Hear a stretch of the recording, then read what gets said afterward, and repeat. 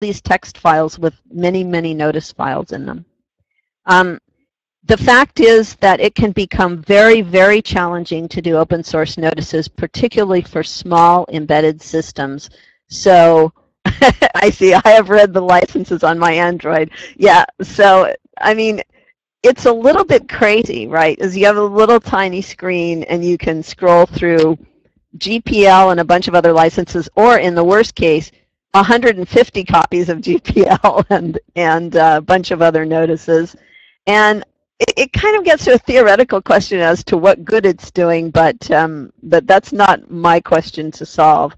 I mean, my quintessential example is like the open source toaster.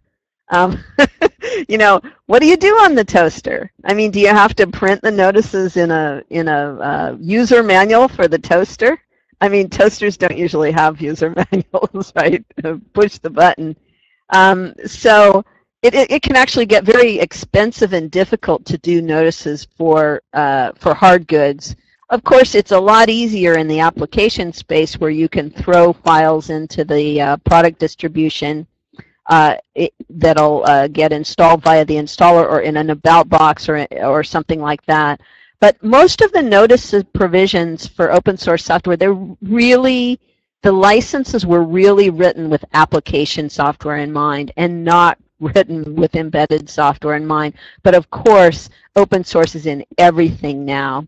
So, you know, I have clients ranging from automobile companies to you know, people doing security systems and so forth and so on, and it becomes very challenging to figure out what to do.